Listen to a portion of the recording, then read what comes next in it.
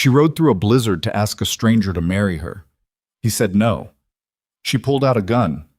That's when things got complicated. A dying empire, a desperate heiress, a mountain man who wanted nothing but to be left alone. When Vivian Ashcroft arrived at Silas Boone's cabin, half frozen and bleeding, she wasn't asking for rescue. She was making a business transaction. Marry her by sunset or watch everything her family built get swallowed by wolves in suits. He had every reason to turn her away. He almost did. What happened next changed both of them in ways neither saw coming. If this story grabs you, stay until the end and drop your city in the comments. I want to see how far this story travels. The wolf had been following Silas since dawn. He noticed it the same way he noticed most things in the wilderness, not by looking directly at it, but by feeling the particular quality of silence it left behind.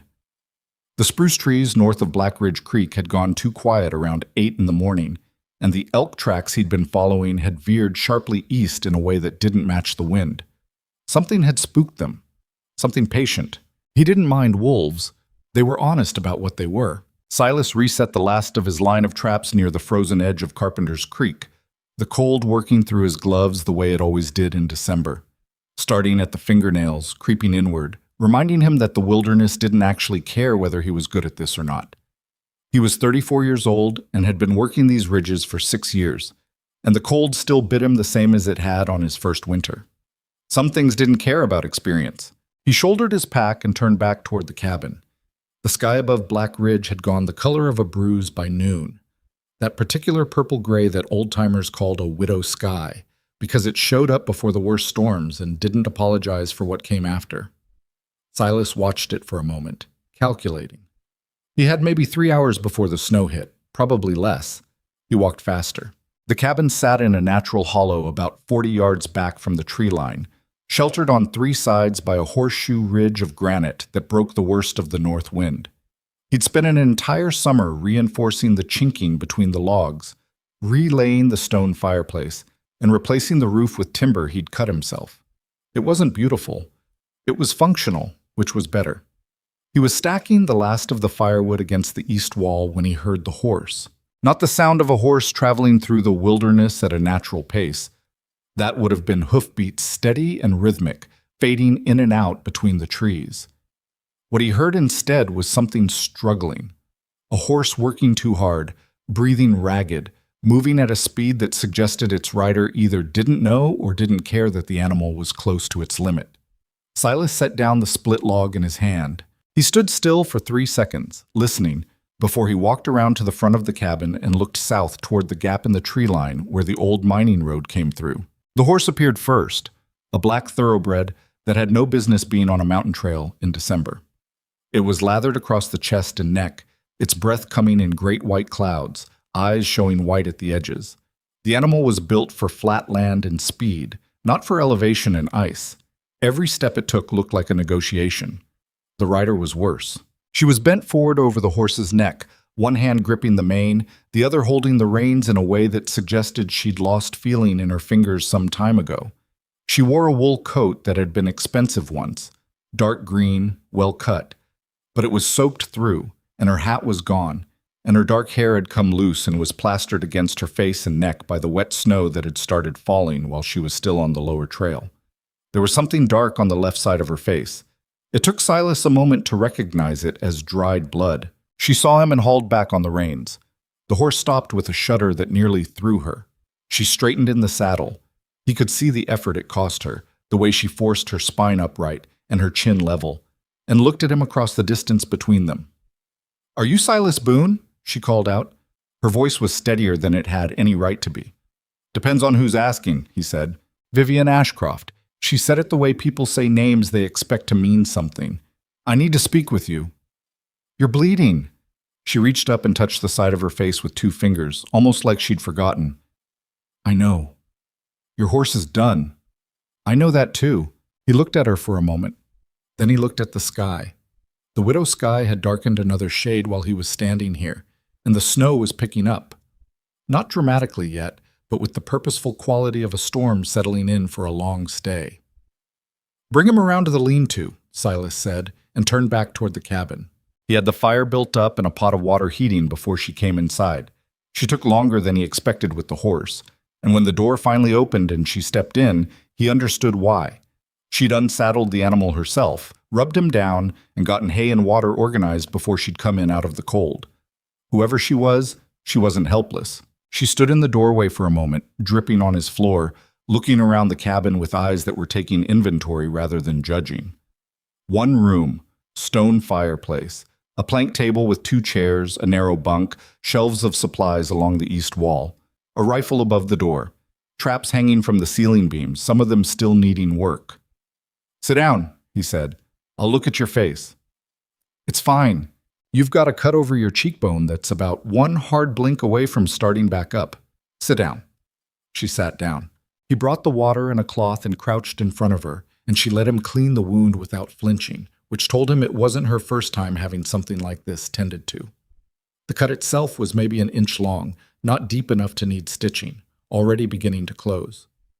The bruising around it was older, a day, maybe 2, and had spread under her eye in yellow and purple. "What hit you?" he asked. "A man's elbow." She paused. "He was aiming for my head. I moved."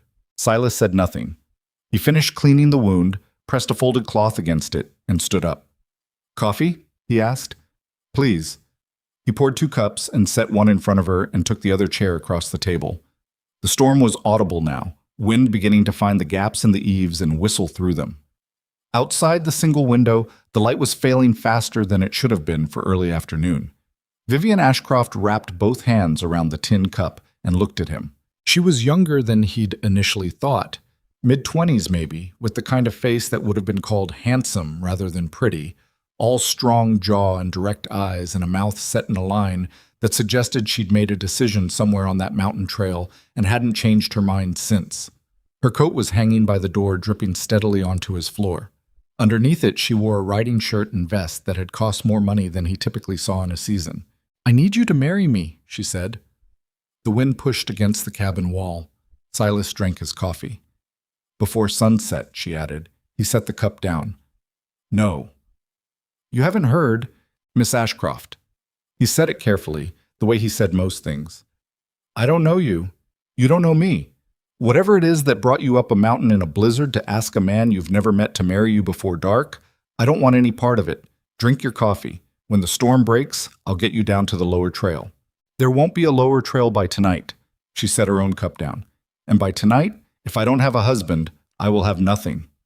The Ashcroft estate, 3,000 acres, 2 lumber operations, the largest cattle herd in the territory, all of it goes into receivership under the Territorial Banking Act, and Victor Crow will have himself appointed receiver by morning. Silas looked at her. "Victor Crow," he said flatly. Something shifted in her expression. "You know him." "I know of him."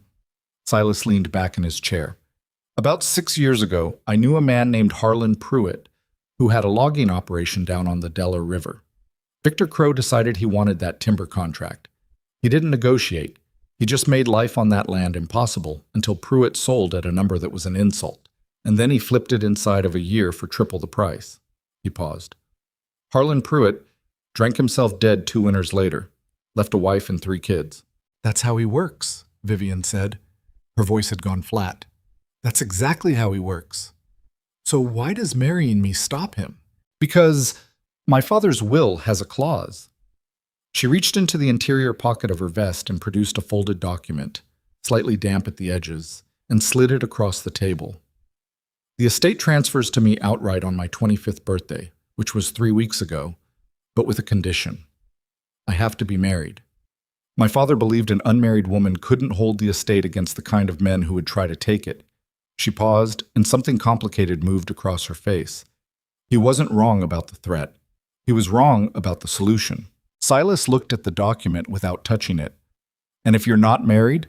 The estate goes into protective receivership until I either marry or turn 30.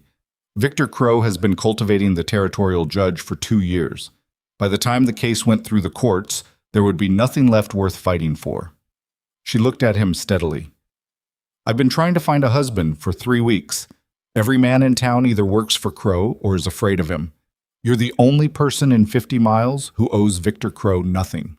I owe him nothing because I want nothing from him or anyone like him." I know.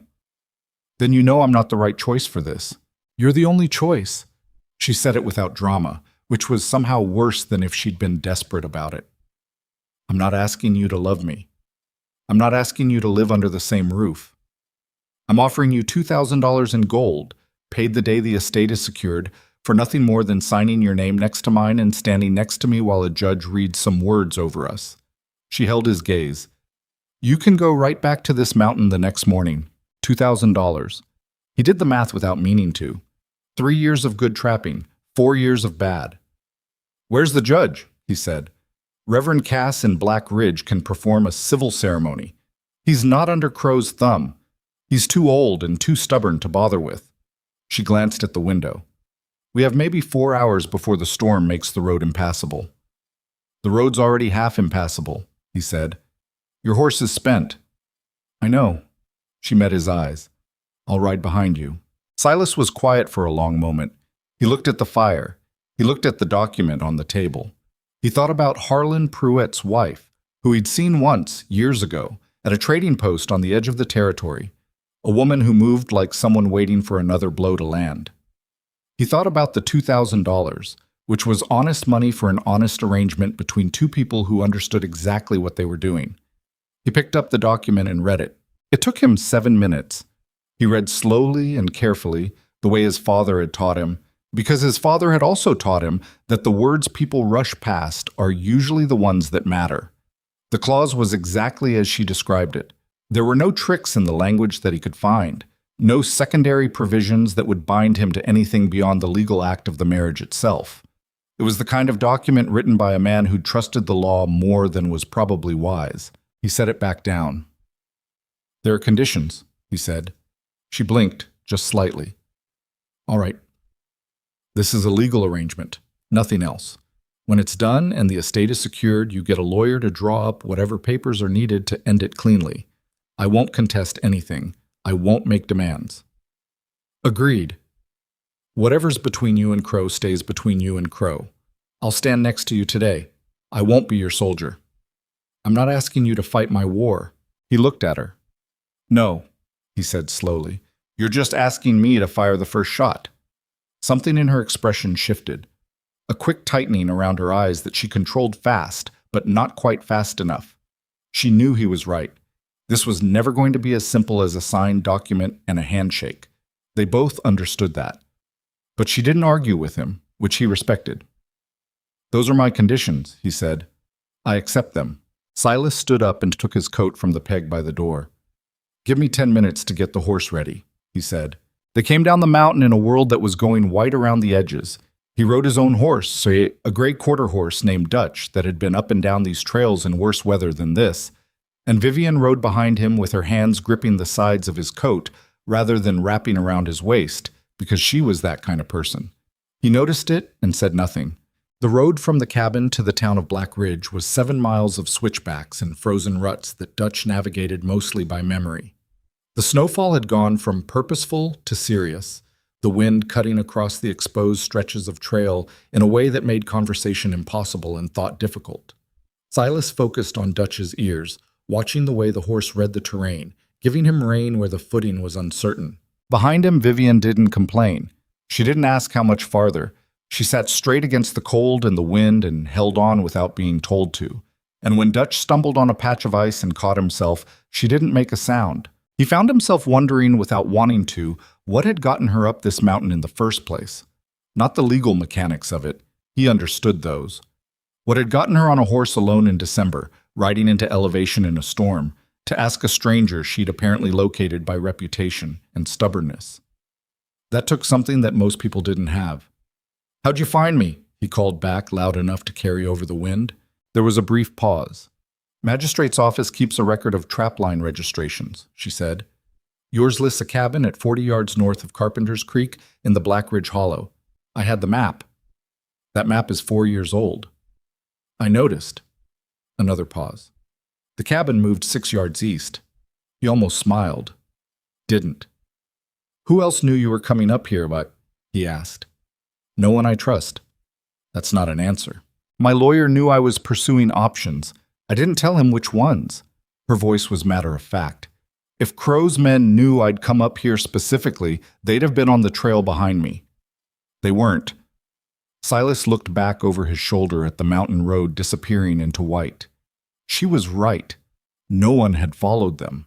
But that only meant Crow didn't know about this particular plan. It didn't mean he wasn't moving other pieces. He's already started, he said. It wasn't a question. He froze my accounts this morning through the territorial bank. That's why I had to move today. She said it steadily, but something in the steadiness itself told him it had cost her. A woman who'd woken up to find her money gone, and her options down to a mountain trapper she'd never met. By tonight, if we're not married, he files the receivership petition. Judge Holt signs it. Game over. And if we are married, then he has to challenge the marriage in court, which gives me time. Time to get my own lawyers in from the capital. Time to call in debts that men owe my family. She paused. Time to fight him properly. What happens to the workers? He asked. On your estate. The question seemed to catch her slightly off guard. There are about 60 families in the valley who depend on the Ashcroft operations. The lumber mill employs 30 men. The cattle operation, another 15. And if Crow gets control, he'll strip it, keep what's profitable, sell the land in parcels, discharge the workers. Her voice had gone quieter. He did it to the Larkin spread 3 years ago. Those people scattered. Most of them ended up in the labor camps on the Eastern Railroad. Silas thought about that for a mile of cold road. The lights of Black Ridge appeared through the snow as a smear of orange warmth below the tree line. The saloon, the mercantile, the church, maybe 30 or 40 structures strung along a main street that turned to mud every spring and froze solid every winter. It was not a large town. Large enough, though. Large enough for word to travel. Reverend Cass was 81 years old, largely deaf in his left ear, and had opinions about nearly everything, which he shared freely whether or not anyone had asked for them. He opened the door to the church's side entrance in his shirt sleeves, looked at Silas, looked at Vivian, looked at the snow coming down behind them, and said, I expected you earlier. Vivian blinked. You knew I was coming? Guessed. Come inside before you both freeze to death on my steps. He held the door wider. I heard about the bank business this morning. Figured Crow would push today since the deadline's today, and figured you'd have to move fast. He looked at Silas again. You're the trapper from up the ridge. Silas Boone. Harlan mentioned you once. Good man, Harlan. A pause. Bad end. He turned and led them through a narrow side hallway into the body of the church, which was cold and smelled of wood oil and old hymnals. I can do a civil ceremony. Perfectly legal. Been licensed since 1871. You'll need 2 witnesses. I can get witnesses, Vivian said. My housekeeper's in the kitchen. She'll do. He was already moving toward a cabinet near the altar, pulling out a worn leather-bound registry. And the other one? Silas thought for a moment. Is Walt Dooley still running the livery? Same as always.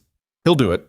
While the Reverend sent his housekeeper for Walt Dooley, Silas stood in the cold body of the church and watched Vivian Ashcroft stand in front of the plain wooden altar and look at the space like she was trying to memorize something about it. She'd fixed her hair as best she could, straightened her vest, wiped the remaining dried blood from her face. The bruise was still there. She wasn't hiding it. He walked up and stood beside her. Last chance, he said, quietly enough that the Reverend couldn't hear. You're sure about this? She turned and looked at him. Up close, her eyes were very dark, nearly black, and there was something in them that wasn't quite fear and wasn't quite calm, but was something in between. The expression of a person who has calculated all the available options and chosen the one that scares them most, because it's the only one that might actually work. I've been sure since I got on that horse this morning, she said. All right. Walt Dooley arrived 5 minutes later, hat in hand and snow in his beard, smelling of horses and tobacco. He looked at Silas with the recognition of a man who'd stabled Dutch 6 times over the years, and then at Vivian with the careful neutrality of a man who knew better than to have opinions about Ashcroft business within earshot of an Ashcroft. Stand there, Reverend Cass said, pointing, and there. Don't fidget. The ceremony took 11 minutes. Reverend Cass read the legal language in a voice that suggested he found it somewhat below his standards, but was willing to tolerate it for practical purposes. He asked the questions. They answered them. He had them sign the registry, And then Walt Dooley and the housekeeper signed as witnesses, and Reverend Cass signed last and set the pen down and looked at them both. "Well," he said, "that's done." Outside, the storm had settled in completely. Black Ridge disappeared into white static beyond the church windows.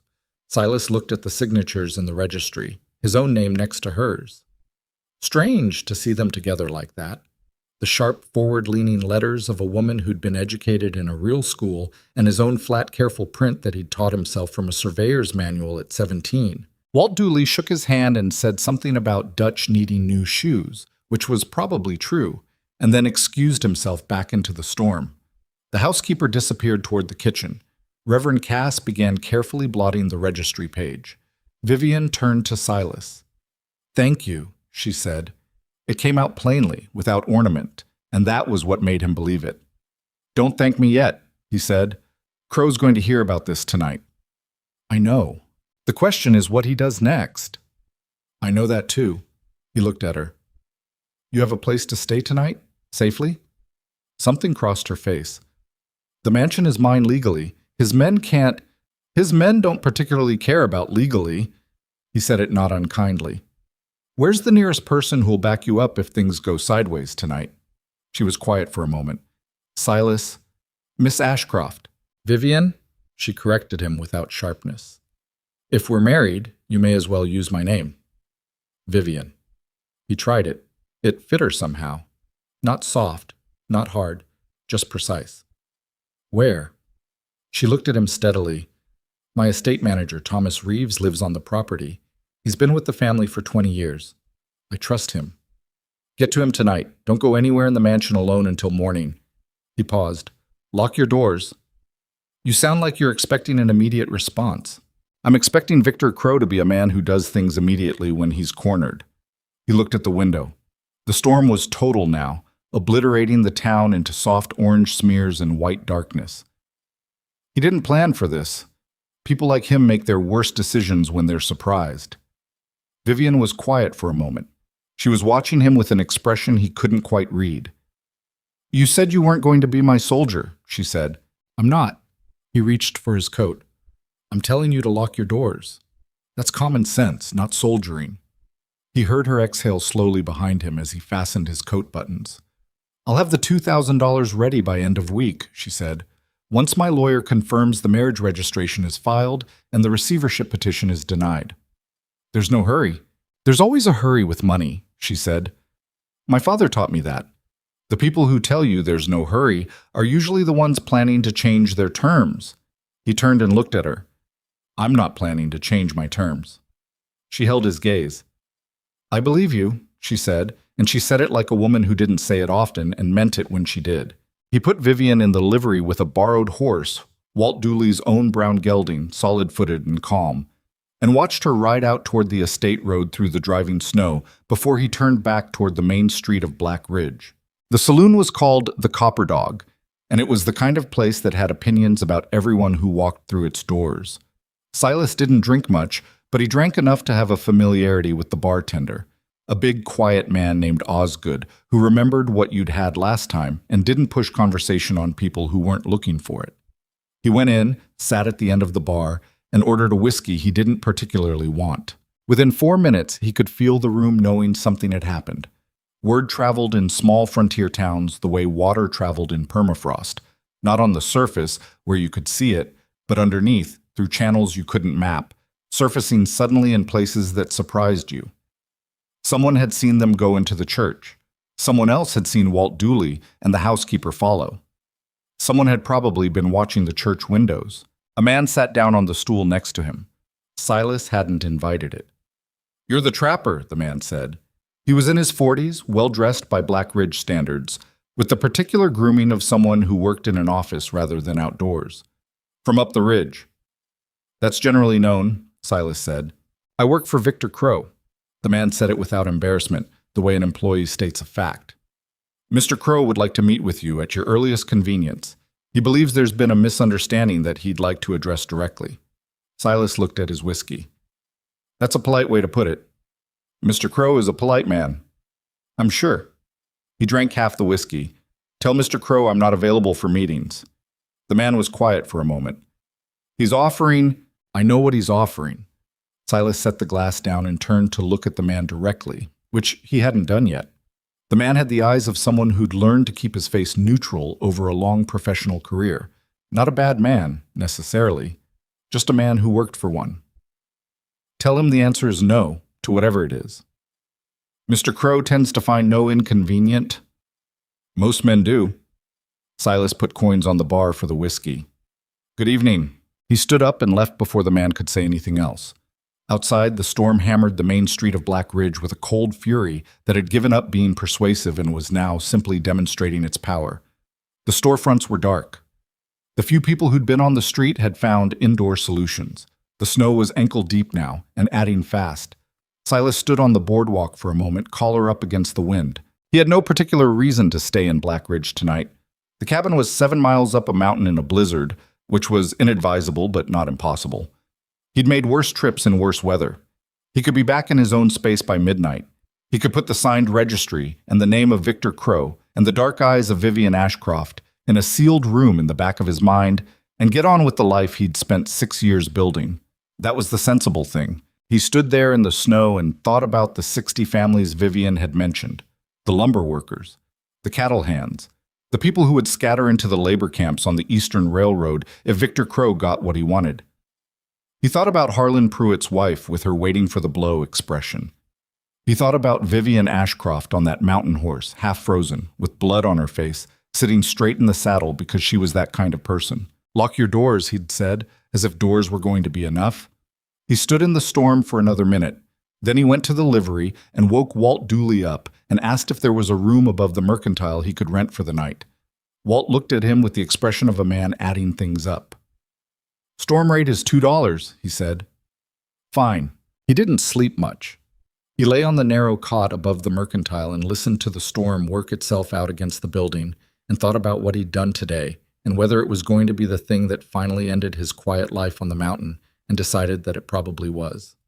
He wasn't as bothered by that as he'd expected to be. Somewhere across town, through the snow and the dark, Victor Crow was in a room somewhere making decisions about what came next. Silas had seen enough of the world to know roughly what those decisions were going to look like. He'd seen the shape of men like Crow before, men who understood money as a weapon and used it with the same casual violence that lesser men used their fists. The difference was that Victor Crow had never had to get his hands cold. Silas had been cold for 6 years. He'd been cold longer than that, in ways that had nothing to do with weather. He closed his eyes. Outside the window, Black Ridge disappeared entirely into white. The storm didn't care who was right. It never did. It just kept coming, the way all hard things kept coming. Without permission, without apology, without any particular interest in what you'd planned for the day. Silas Boone had learned to make peace with that a long time ago. Victor Crow, he suspected, had not. That might matter. It might matter quite a lot. The news traveled faster than the storm did. By the time the sun came up the next morning and burned a thin gray line across the eastern ridge, every person in Black Ridge with an opinion, which was all of them, had already formed it. The marriage of Vivian Ashcroft to a mountain trapper nobody had properly met was not a quiet piece of news that people filed away and forgot. It was the kind of news that people turned over in their hands like a strange coin, examining it from every angle, looking for the catch. Silas came downstairs from the room above the Mercantile at first light, paid Walt Dooley's cousin who managed the building, and walked out into a main street that had been scoured clean and white by the storm. The cold was deep and honest. His breath made clouds. He stood on the boardwalk for a moment, orienting himself, and noticed that 3 separate men across the street found reasons to stop looking at him the moment he appeared. That was information. He went to the diner next to the post office and ordered eggs and coffee, and ate in a corner booth with his back to the wall, which was habit, and listened to the room. 2 tables over, a pair of men in work coats were talking in the careful half voice of people who think they're being quiet. One of them said Crow's name. The other one said the bank. Neither of them said Vivian's name, which meant they were being careful about it, which meant they were afraid of how the name would land. Silas drank his coffee and thought. He'd been in Black Ridge for a total of about 14 hours, and had already managed to make himself an enemy of the most powerful man in the territory. The sensible move, the move that 6 years of careful mountain living had trained him toward, was to retrieve Dutch from the livery, settle his account, and ride back up to the cabin before the day got any older. The $2,000 would find him eventually if Vivian was as capable as she appeared to be.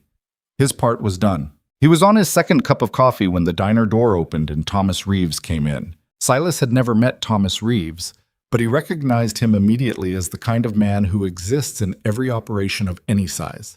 Solid, 50s, wearing the weathered face of someone who has kept a complicated thing running through multiple crises and expects to deal with several more before he's done.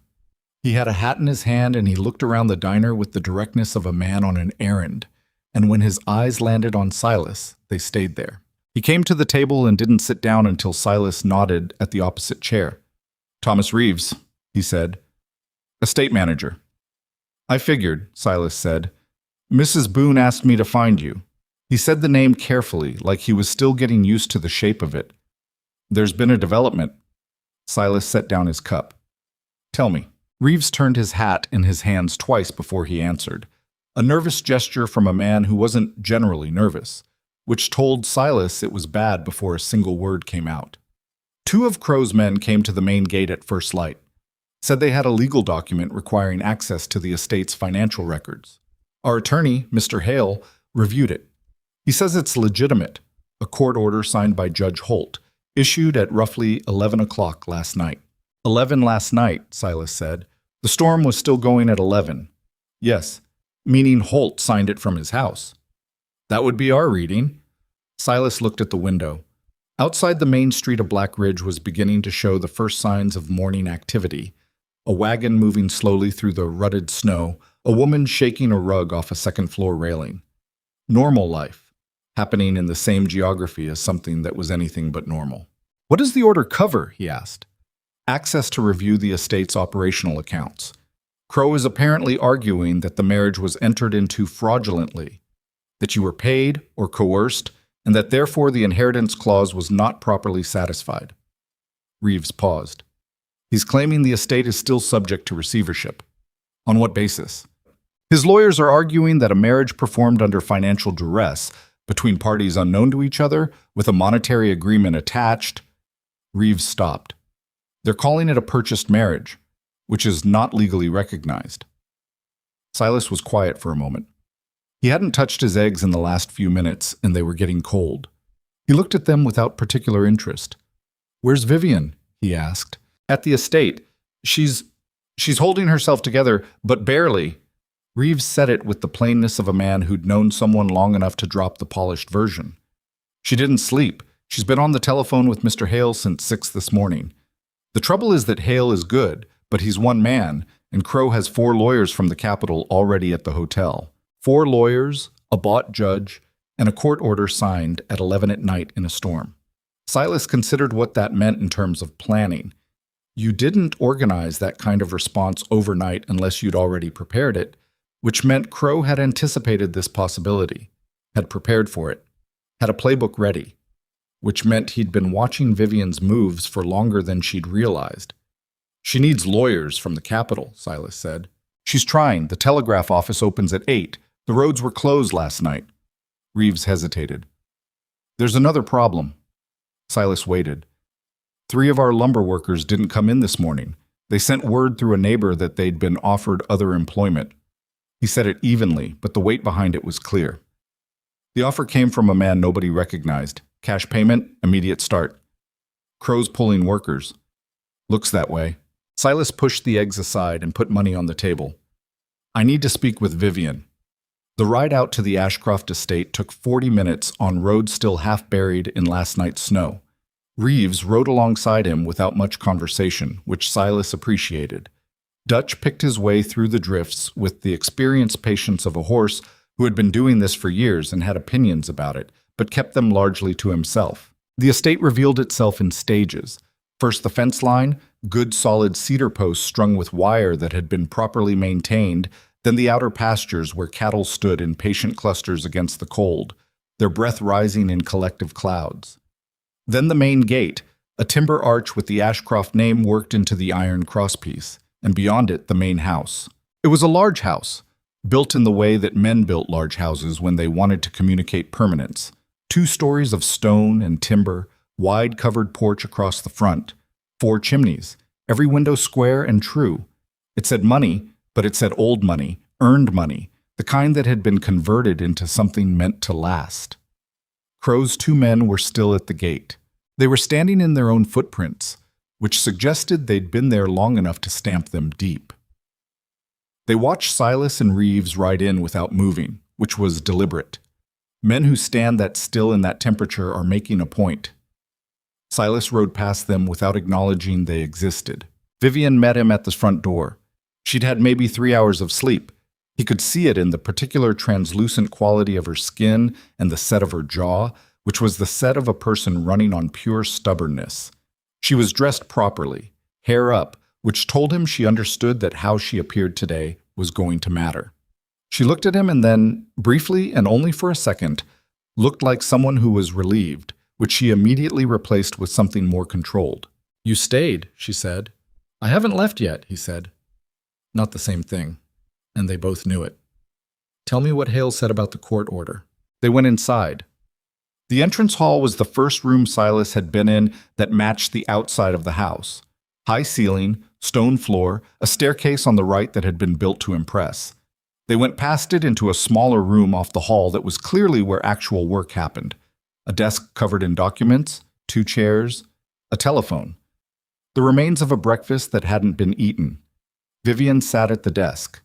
Silas took the other chair. "Hale says the order is legitimate, which means Crow's men have a legal right to access the accounts," she said, picking up a paper from the desk and setting it down again immediately without reading it. "What that means in practice is that they can see every transaction, every contract, every outstanding debt. And if they find anything that they can characterize as irregular, they take it to Holt, and Holt rules against me." "And is there anything irregular?" She looked at him. "You mean the $2,000 I promised you?" "Yes." "It's not in the accounts," she said. "It's in a private reserve my father kept. Personal funds separate from the estate operations. Hale says it's probably fine." "Probably. Probably is a wide gap." "I know." She pressed her fingertips to the desk for a moment. "Silas, Crow's lawyers are going to argue that our marriage is fraudulent. They have a theory, and they have a judge, and they have the resources to drag this through every court in the territory until I run out of money to fight them. That's the strategy. It's not about winning the legal argument. It's about exhausting me." "So we don't fight that argument," he said. She looked at him. "What?" "Don't fight the purchased marriage claim in court. Not yet." He leaned forward slightly. "You said there are debts men owe your family. Start calling them. Not lawyers. People. Men who have reason to want Crow's influence limited. Men who'll put their names next to yours publicly." She was quiet, thinking. "It's not a legal strategy," she said. "No, it's a different kind of strategy." He paused. "Crow wins in courts because he owns the courts. He doesn't own the territory. He doesn't own every man in this valley who depends on your lumber operation for his wages. You said you weren't going to be my soldier. I'm not strategizing a war. I'm telling you what I'd do if I were trying to keep a trap line open against someone who wanted to close it." He met her eyes. "You use the terrain you have, not the terrain you wish you had." She looked at him for a long moment. He could see her thinking, not the surface thinking of someone processing information, but the deeper kind, where someone is recalculating assumptions. It was interesting to watch. "There's a man named Garrett Foss," she said slowly. "He owns the grain operation east of town. Crow tried to buy him out 2 years ago, and Foss told him to go to hell in a letter that I'm told was quite specific." She paused. "And there's the Miners Association. My father helped charter it in 1887. They've been neutral because they didn't want Crow's attention, but if I asked formally—" "Ask formally," Silas said. Before she could respond, the door to the room opened and a young man in a clerk's coat put his head in with the expression of someone delivering news he'd rather not deliver. "Mrs. Boone, Crow's men are asking to be brought inside. Mr. Hale says the court order requires us to grant access." Silas watched Vivian absorb that.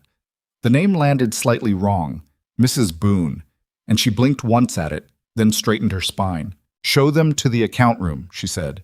"Don't leave them alone in there. Stay in the room the entire time." The clerk nodded and disappeared. Vivian turned back to Silas. There was a tightness around her eyes that she was controlling, but her voice stayed level. They're going to be in this house all day. Let them look, he said. If the accounts are clean, they'll look and find nothing. And if they manufacture something, then you'll need those lawyers from the Capitol, and you'll need them fast. He stood up. Send the telegraphs this morning. Don't wait. She stood too, and they were close enough in that small room that he could see the bruise on her cheek had gone darker overnight, the yellow and purple settling into something more definitive. She caught him looking at it. I'm fine, she said. I didn't say you weren't. She held his gaze for a beat. Why did you stay? She asked. Not accusatory, genuinely curious.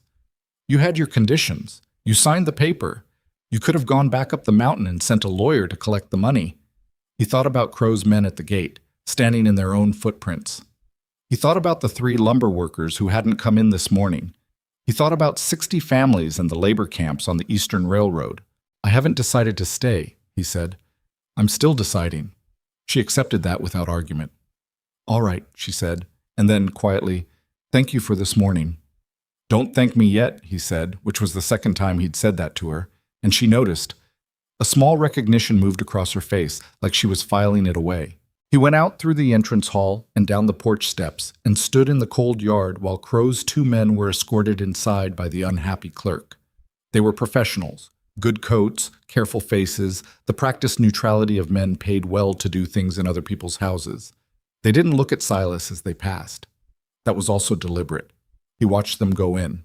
He stood in the yard for a long moment, the cold working at the exposed skin of his face, the estate spreading out around him in the winter light, the pastures, the fence lines, the distant shapes of the outbuildings, the smoke rising from the workers' cottages beyond the east tree line. It was a real thing, a thing that meant something to real people who hadn't built it and couldn't protect it by themselves. The mountain was 7 miles north, and the cabin was empty, and the wolf that had been following him was probably still running its circuit through the spruce trees near Carpenter's Creek. He thought about all of that. Then he went to find Thomas Reeves and ask him which lumber workers had quit that morning and whether they could be talked back. He wasn't a soldier. That was still true.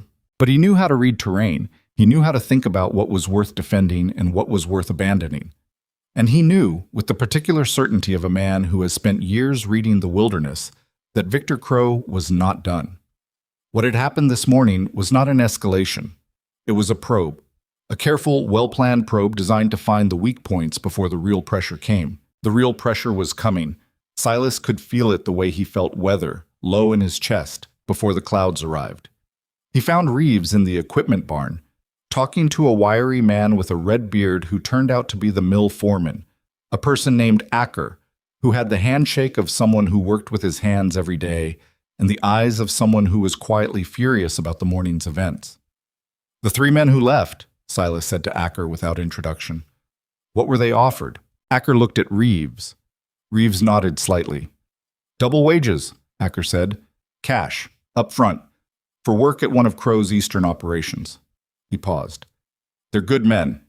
They didn't leave because they wanted to. They left because they have families, and they got scared. Who else is scared? Silas asked. Acker was quiet for a moment, which was itself an answer.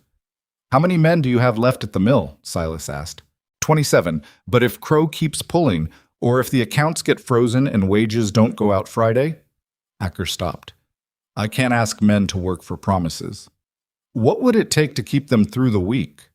Wages? Paid Friday? Same as always. Acker looked at him with the directness of a man who didn't have time for soft answers. If Friday comes and there's no pay, I lose half of them by Saturday noon. Not because they're disloyal, because they're broke. Silas looked at the barn floor for a moment, thinking. He had roughly $300 on him in cash, a season's earnings kept in a locked box under the cabin floor, and brought down the mountain months ago for supplies. Then never quite spent. Not enough for a mill payroll, not even close. But it was information about the shape of the problem, and information was how you started. Keep them working through the week, he said to Acker. I'll handle Friday.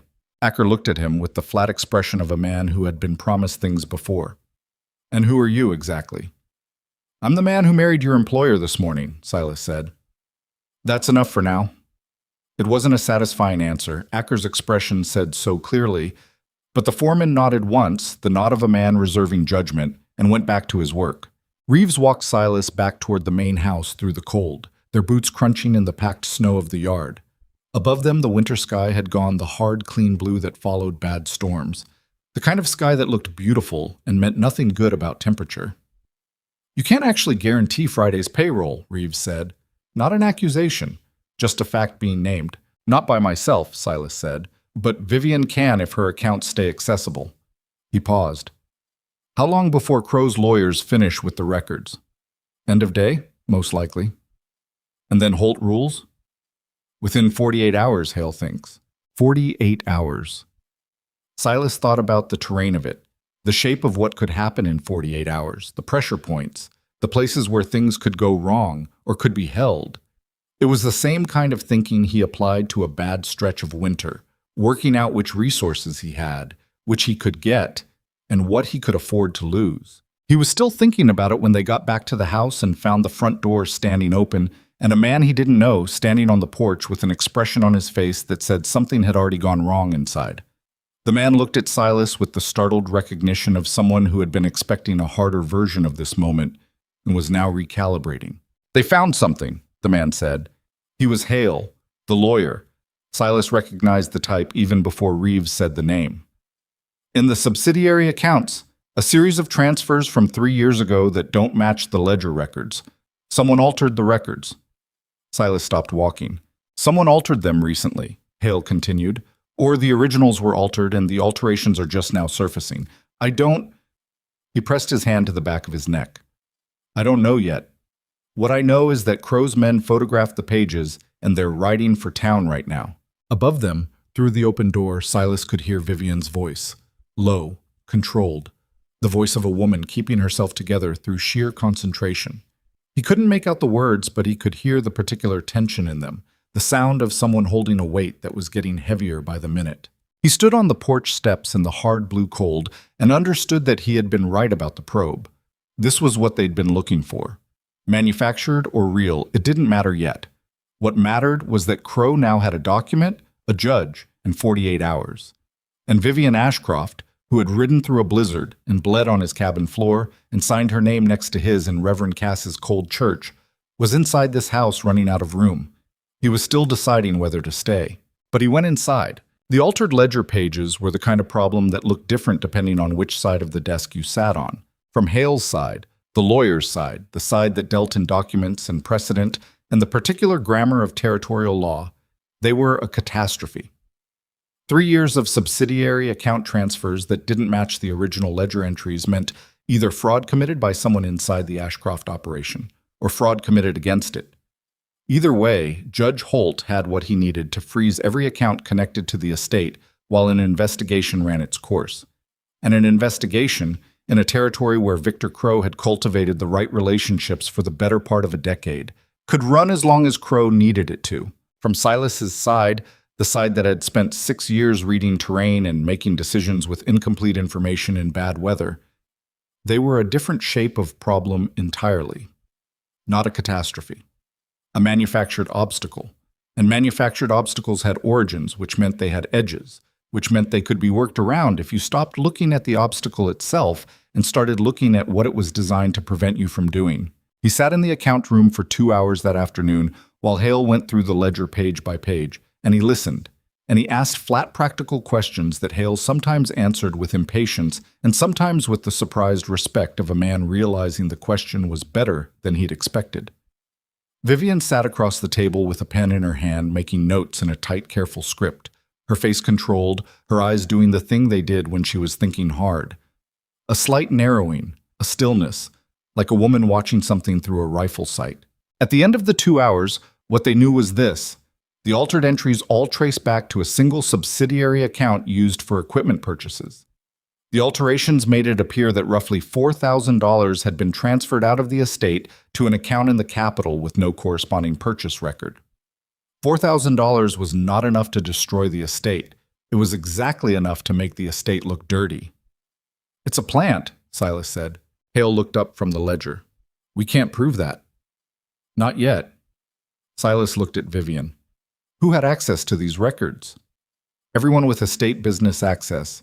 Reeves, the account clerk, a man named Dyer who's been here 4 years. My father's original bookkeeper retired 2 years ago. She paused. And Crow's men, as of this morning. They photographed the pages, Hale said. They didn't alter them. We had 2 staff present the entire time. Then the alterations were already there, Silas said. Or they were added before Crow's men arrived, knowing his men would find them. He looked at Vivian. Is Dyer still on the property? Something shifted in her expression. You think it's Dyer? I think Dyer is the most recent hire with access. That makes him the easiest person to pressure. He said it without accusation. I'm not saying he's guilty. I'm saying he's where I'd start. Vivian looked at Reeves, who had been standing near the door in his quiet way, taking it all in. A look passed between them that was the shorthand of people who had worked together long enough to hold conversations without speaking. Reeves nodded once and left the room. 20 minutes later, he came back and said that Dyer had not reported for work that morning. His room, above the equipment barn, had been cleared out sometime overnight. His personal belongings were gone. The room went quiet in the particular way rooms go quiet when everyone in them arrives at the same conclusion simultaneously. He ran, Vivian said. Her voice was flat. Someone told him to, Silas said. Hale set his pen down on the ledger with a careful click. This is actually useful, he said, in the tone of a man recalibrating. A missing clerk with account access, disappearing the same night Crow's men arrive with a court order. That's a pattern a capital court would notice. He paused. If we can find Dyer. Crow won't let you find Dyer, Silas said. Probably not. But the disappearance itself is evidence of something. Hale began reorganizing his papers. I need to telegraph the capital today. I need Morrison and Webb. They're the only firm in the territory who can go up against Crow's people in front of an appellate judge. He stood. Mrs. Boone, I need your authorization to engage them. Their retainer is significant. Vivian didn't flinch at the name this time. How significant? Hale named a number. It was significant. She picked up her pen and signed the authorization without deliberating, which told Silas that she'd already done the math and accepted it. She was burning money to buy time, and she knew it. And she was doing it anyway because the alternative was worse.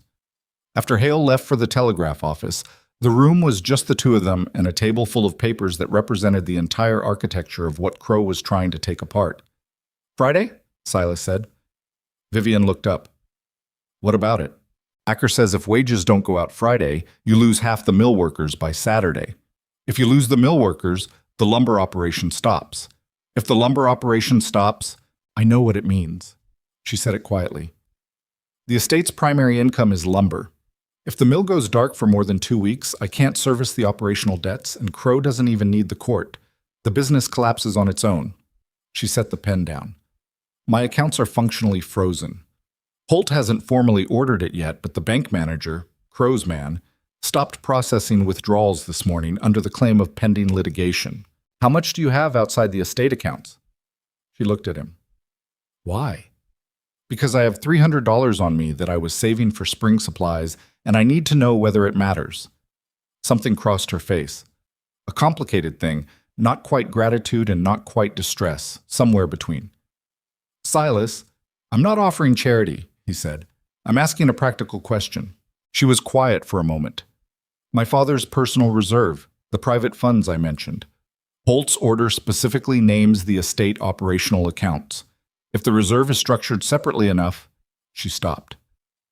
It might not be covered by the freeze because Hale thinks there's a 40% chance it's accessible. What's in it? Roughly $6,000. $6,000 against a mill payroll, lawyers' retainers, and a man with unlimited patience and a bought judge. It was enough to fight with, barely. Get Hale to move on the reserve access today, Silas said, before Holt broadens the order. He's already on it. And the Miners Association. I sent a formal letter this morning, she paused. And Garrett Foss. He telephoned back 2 hours ago. He's willing to make a public statement of support. Something that wasn't quite a smile moved across her face. Brief, tired. He used some of the same language from that letter to Crow. Apparently his vocabulary hasn't improved. Good. Silas stood up. I need to go to town. She looked at him with the particular attention of someone trying to read a situation they don't fully control. "What for?" "There's a man named Crow who I think is about to do something stupid," he said, "and I want to be somewhere I can see it coming." He rode Dutch back into Black Ridge in the early afternoon, the hard blue sky beginning to soften toward the gray of evening at the edges. The town felt different from yesterday, a tautness to it, the way air feels before lightning. People moved with the particular purposefulness of those who have decided on a position and are waiting to see if they pick the right one. He tied Dutch at the rail outside the Copper Dog and went in and took his usual end of the bar. Osgood set a coffee in front of him without being asked. "Interesting day," Osgood said, which from him was practically an oration. "Getting more interesting," Silas said. Osgood moved down the bar to deal with other customers, and Silas sat with his coffee and let the room talk around him. The saloon had maybe 15 men in it at this hour. Too early for the heavy evening crowd, but enough to read the current. He picked up pieces without trying. The bank had refused 2 merchants their routine credit lines that morning. The sheriff had received some kind of communication from the territorial office. 2 strangers had arrived on the afternoon stage and gone directly to the hotel where Crow's lawyers were staying. The 2 strangers were the part that concerned him. He'd been in the territory 6 years, and before that, he'd been in places where men like Crow operated, and he knew that lawyers were the public face of the operation. What happened off the books, the pressure that couldn't be documented, the kind of persuasion that didn't leave paper trails, that came from a different category of employee, the kind that arrived on stages and went directly to hotels without stopping to eat or ask for directions. He was on his second coffee when the door opened and Victor Crow walked in. Silas had seen Crow exactly once before, years ago, at a distance, a figure stepping out of a carriage in front of the territorial land office. He'd been pointed out the way powerful men in small territories get pointed out, with the particular mixture of resentment and involuntary respect that people reserve for those who have successfully made themselves unavoidable. He'd looked like money at a distance. Up close, he looked like money that had learned to be patient, which was a different and more dangerous thing. He was perhaps 60, with silver hair worn neatly and a face that had settled into a kind of permanent calculation. Not cruel exactly, but without softness. The face of a man who had long ago finished thinking of other people as anything except variables. He wore a good coat, dark wool, and moved through the saloon with the ease of a man who had never in his adult life entered a room where he wasn't expected. He saw Silas and came directly to him. "Mr. Boone." He settled onto the stool next to him, the same stool as last night's errand man, and nodded to Osgood for whatever he was drinking. "I thought I might find you here." "Word travels," Silas said. "It does." Crow received his drink, brandy, which Osgood produced from somewhere under the bar, with the resignation of a man serving someone he'd rather not serve. "I wanted to speak with you directly, man to man, without lawyers or messengers." "All right. You did something yesterday that I suspect you didn't fully think through." Crow said it without heat, the way a senior man explains a situation to a junior one. "Miss Ashcroft, Mrs. Boone, I suppose, came to you with a proposition and you accepted it, and I understand why. She's a persuasive woman, and the money was real, and you had no reason to consider the consequences." Silas drank his coffee. "The consequences," Crow continued, "are that you've inserted yourself into a legal and financial situation that is considerably more complex than she represented to you. The estate has irregularities that are going to require a lengthy investigation. The marriage itself is going to be challenged in court. This will take months, possibly years." He paused. "During which time you'll be connected to a failing business, a contested legal identity, and a woman who is, I'm sorry to say, fundamentally out of her depth."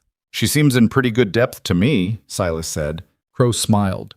It was a practiced smile, the kind that acknowledged a point without conceding anything. "She's brave. I'll give her that. Her father was brave too." He turned the glass in his hand.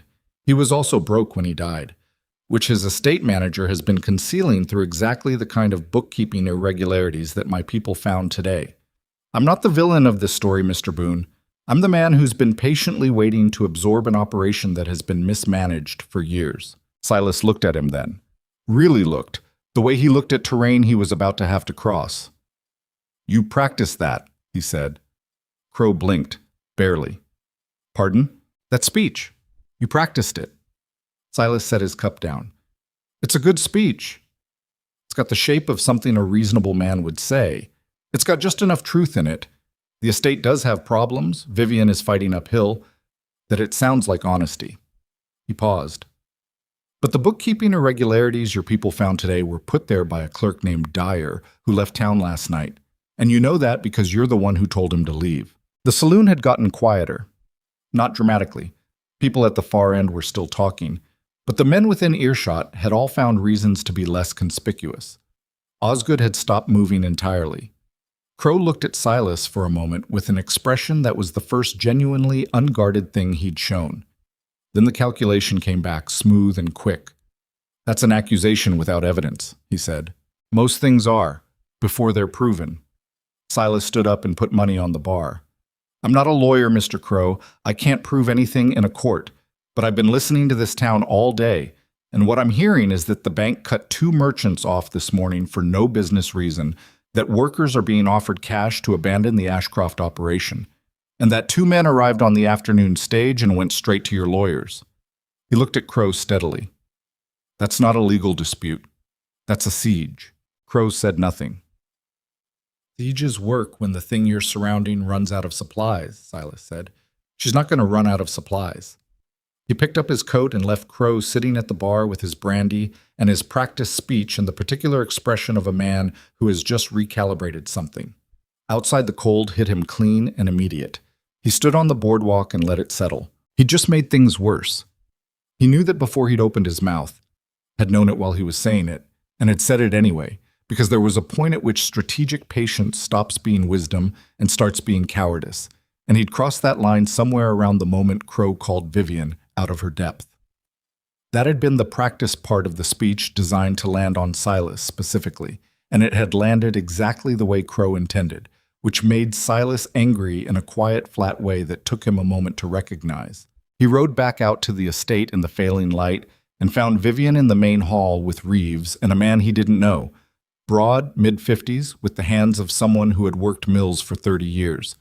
Acker was there too, off to one side, arms crossed. Silas, Vivian's voice carried something alert in it. This is Frank Deller. He runs the Miners Association. Deller looked at Silas with the assessing directness of a man who dealt with other men's problems for a living. The trapper, he said. The trapper, Silas confirmed. Vivian says you think we should go public with the association's support. Deller didn't make it sound like an endorsement or a criticism, just a thing being named. That means we take the target off her back and split it with ourselves. Crow's been leaving the association alone because we've been leaving him alone. He's going to come for you eventually anyway, Silas said. Men like Crow don't stop at one operation. You know that. Deller was quiet for a moment. His hands, those mill workers' hands, moved slightly at his sides, like they were used to having something to grip. My members have families. So do the 60 families on this estate. Silas said it without pressure, just placing the fact in the room. This isn't about Vivian's inheritance. This is about whether Crow gets to establish that he can take whatever he wants in this territory, and there's no collective cost to doing it. If he takes the Ashcroft operation and nothing happens to him, the next move is yours. Deller looked at Vivian. Vivian didn't push him. She'd apparently learned, or always known, when to let a man arrive at his own decision. All right, Deller said finally. Public statement tomorrow morning. I'll have it telegraphed to the Capitol paper as well. He pointed at Silas. But I want to know the plan past that. I'm not signing my name to a losing position. The plan is Friday, Silas said. Everyone in the hall looked at him. He took a breath. Crow's strategy is to choke the operation by Friday. No wages, mill goes dark, workers scatter, business collapses without him needing the court to finish it. We stop that by making sure wages go out on time. He looked at Vivian. Did Hale get to the reserve account? He did. Her voice was careful. It's accessible. Holt's order doesn't cover it. Hale thinks it was an oversight on Crow's lawyer's part, or they didn't know it existed. A pause. It won't last long if we keep drawing on it, but it covers Friday. Then Friday the mill workers get paid, Silas said, in cash if necessary, in front of people who can see it happen. He looked at Deller. And when they do, I want the association members there. visible, not as a protest, just as men going about their business in the same place at the same time. Deller thought about it. "That's not a plan," he said. "That's a statement." "Yes," Silas said. "That's exactly what it is." The next 48 hours were the kind that aged people. Not dramatically, not all at once, but in the small incremental way that sustained pressure ages things, the way water shapes stone. Holt issued a ruling that the marriage was under active challenge, and that certain estate decisions required court approval pending the outcome, which was not a full freeze but was close enough to one that the practical effect was similar. Crow's lawyers filed a supplementary motion. Morrison and Webb, the capital firm, arrived Thursday evening on the last stage and went directly into conference with Hale, and the sound of men arguing law filled the estate's east sitting room until midnight. The two men from the afternoon stage made themselves known. Thursday night, not through lawyers, through a brick that came through the window of the estate's account room at 2 a.m, with a note wrapped around it that contained one sentence in plain handwriting. Reeves brought the note to Silas, who read it, folded it once, and put it in his coat pocket. "What does it say?" Vivian asked. She was in the hallway in her robe, her hair down, because it was 2 a.m. and someone had just put a brick through a window. "It says to walk away," Silas said. She looked at him steadily. "Are you going to?" He thought about the note. He thought about the careful handwriting, neat, practiced, the handwriting of someone who wrote these notes regularly. He thought about Harlan Pruitt and Vivian on the mountain horse, and 60 families and the hard blue sky after the storm. "No," he said. She held his gaze for a moment. Then she nodded and went back upstairs, and the set of her shoulders as she walked away was the set of a woman who had just received an answer she'd been needing. Friday morning came cold and clear. Silas was at the mill by 7. Acker had the men assembled, all 27 of them, plus 4 who'd apparently decided to come back, which made 31. They stood in the cold yard with the particular stillness of men waiting to find out whether their gamble on loyalty was going to pay or cost them. Silas stood in front of them with a canvas bag. "Vivian Ashcroft Boone asked me to make sure this got to you this week," he said. He wasn't a speech maker and didn't try to be one. "She's fighting a hard fight, and she needs people who'll be here Monday morning, that's all." He opened the bag. The wages were in gold coin, Vivian's reserve, converted by Reeves on Thursday afternoon. Real money, solid and cold and unambiguous in a way that paper wasn't. He paid each man directly, by name, from the list Acker had prepared. Deller and 4 association members stood near the gate, not interfering, just present, visible. It took 40 minutes. When the last man had been paid and the bag was empty, the mill yard was quiet for a moment, 31 men standing in the cold with their wages in their hands, and the knowledge that someone had moved real money to keep a real promise. Acker looked at Silas. "Monday," he said. "Monday," Silas said. He was loading the empty bag onto Dutch when he heard horses on the estate road, 3 of them, coming fast, and not from town. From the eastern trail, which was the direction of Crow's eastern property. He turned and watched them come through the gate, and he recognized the 2 men from the stage in front, and behind them a third he hadn't seen before, heavier, with the particular set of a man who had come to do something physical and had been told the word's part was over. They pulled up 30 yards from the mill yard and looked at the 31 workers standing there, and at Deller and the association men, and at Silas. The heavy man looked at the bag in Silas's hand. He looked at the workers. He looked back at Silas. Something moved across his face. A calculation being revised, a script encountering a situation it hadn't accounted for. 3 men on horses against a mill yard full of workers who had just been paid and were therefore neither desperate nor afraid. The moment held. Then the heavy man turned his horse and rode back out the gate, and the 2 men from the stage followed without a word spoken between any of them. Acker watched them go. So did Deller. So did 31 mill workers who would tell this story to their families at dinner that night. Silas put the empty bag over his saddle and swung up onto Dutch. It wasn't over. He knew that. The court challenge was still running, Morrison and Webb were still arguing, and Victor Crow was still in his hotel room doing math on a situation that had just gotten more expensive than he'd planned for. A man like that didn't stop because one move failed. He recalculated. He found a different angle. But 31 men had showed up Monday morning, Deller had put the association's name in the capital paper, and 3 men on horses had ridden away from a mill yard without doing what they'd ridden out to do. That was not a victory. But it was a shape, the beginning of a shape, that Silas recognized from years of living in terrain that tried to kill him regularly. It was the shape of something that could be held. The week after Friday had a different quality to it. Not easier. Nothing about the situation had become easy, and Morrison and Webb were still burning through Vivian's reserve at the rate the capital lawyers did. And Holt's challenge to the marriage was still working its way through the territorial court system with the glacial patience of a process controlled by someone who benefited from its slowness. But the texture of the days changed. The mill ran. The workers showed up. The cattle operation continued under Reeves's steady management, the herds moving between pastures with the indifference of animals who had no idea their existence was the subject of legal argument in a building 40 miles away. Silas had not gone back to the mountain. He told himself he was staying because the situation wasn't resolved, which was true.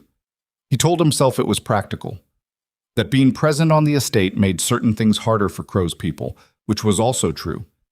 He did not examine the other reasons too carefully, because he was not a man who examined himself too carefully, as a general rule. Self-examination was a luxury that the wilderness didn't encourage, and he'd been in the wilderness long enough that the habit had atrophied. He slept in the small room off the equipment barn that Dyer had vacated, which was cold and smelled faintly of pipe tobacco, and which suited him considerably better than the main house would have. Reeves had offered him a guest room on the second floor, and he declined without explanation, and Reeves had accepted the decline without pressing, which confirmed Silas's initial assessment of him as a sensible man. He and Vivian fell into a pattern the way people do when they're sharing a space under pressure. Not comfortably, not with any pretense of domesticity, but functionally. They met each morning in the account room with Hale or with Morrison's junior associate, a young woman named Clara Briggs, who wore her hair in a severe bun and had the sharpest mind in any room she entered, and they went through the day's legal developments, and then they separated to their respective work and reconvened in the evening for whatever needed deciding. They did not talk about anything that wasn't the immediate situation. That was the unspoken agreement, and they both honored it. But Silas noticed things, the way he noticed most things, sideways, without appearing to. He noticed that Vivian took her coffee outside every morning, regardless of temperature, standing on the back porch for exactly 10 minutes before coming back in, and that during those 10 minutes she looked north toward the ridge where Black Ridge Mountain was a dark shape against the sky. He noticed that she never complained in front of staff, not once, not even when the news was bad, which it frequently was, and then sometimes he'd walk past the account room late in the evening and hear her through the closed door, a single controlled exhale, the sound a person makes when they've been holding something for too long and need to put it down for 30 seconds before picking it back up. He noticed that she was tougher than she looked, which was saying something because she already looked quite tough. It was on a Wednesday, 10 days after the wedding, that Clara Briggs came in from the telegraph office with a look on her face that was trying to be neutral and not entirely succeeding. They were all in the account room, Silas, Vivian, Reeves, Hale, and Clara herself, going through the latest response from Crow's lawyers to the Capitol Appellate Court filing. The response was long and technical and designed to delay, which Clara had summarized in 3 sentences before handing it over, which was the kind of efficiency that made Silas think she was going to be a significant problem for someone's opposition in about 10 years. "There's a development with Dyer," Clara said. Vivian set down the paper she was holding. "He's in Millhaven."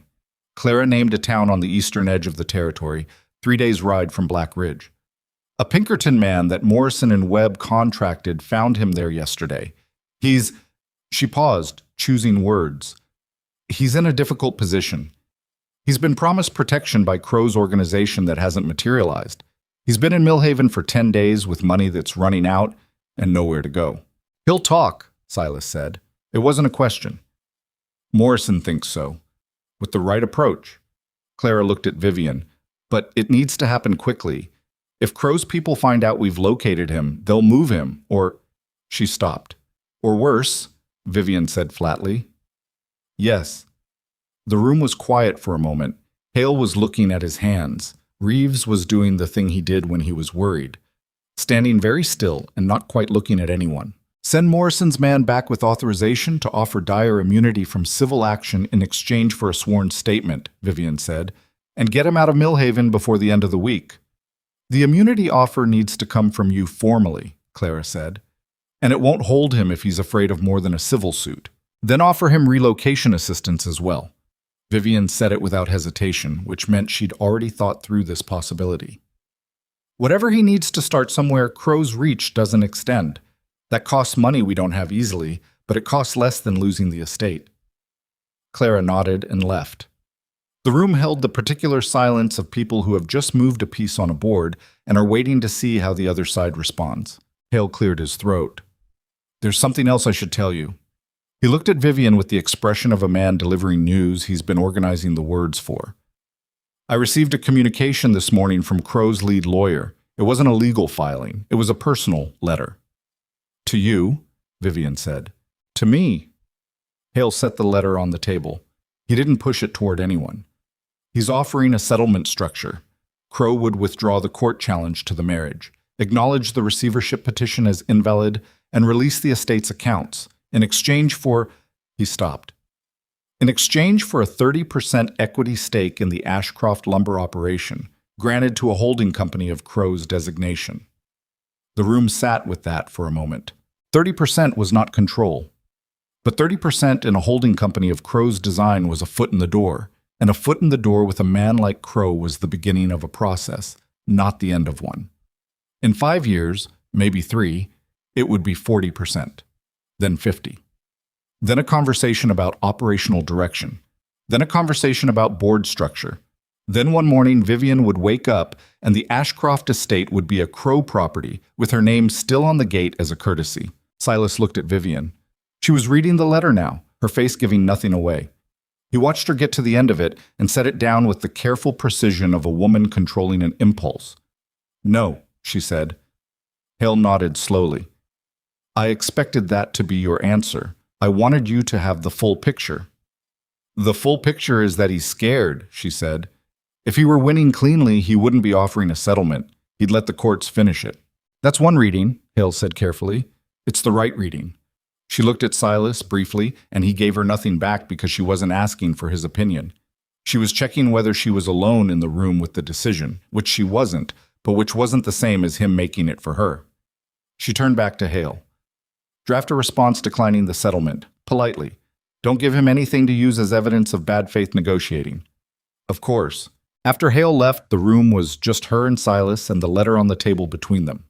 Reeves had excused himself a minute earlier with his particular tact.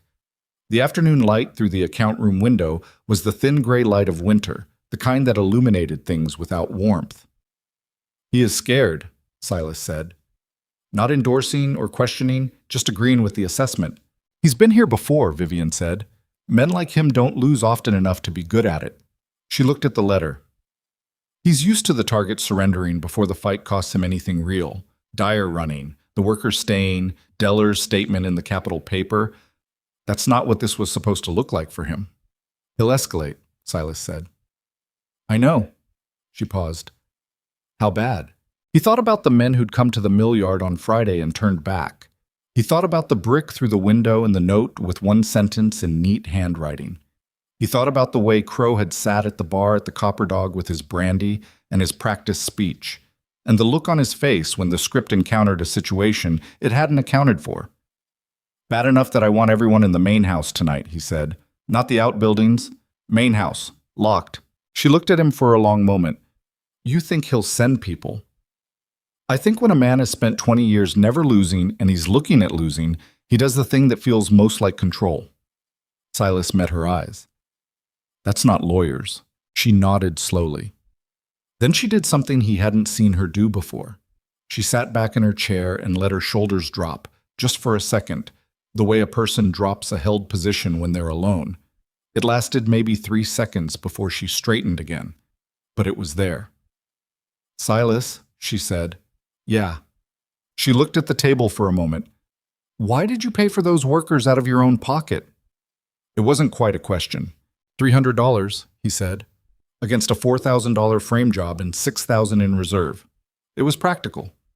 It wasn't practical, she said. It was $300 you didn't have to spend. The reserve covered it. I didn't know the reserve was going to be accessible that morning. So you paid it not knowing if you'd be reimbursed. He was quiet. I'll have Reeves reimburse you from Tit. Don't, he said. She looked at him. Don't reimburse me, he said. It's not, I don't want it back. He said it with the slight awkwardness of a man who doesn't talk about his own choices much and isn't entirely comfortable doing it now. Those were real people. It was real money, that's all. Vivian was quiet for a moment, watching him in the way she watched things she was trying to understand.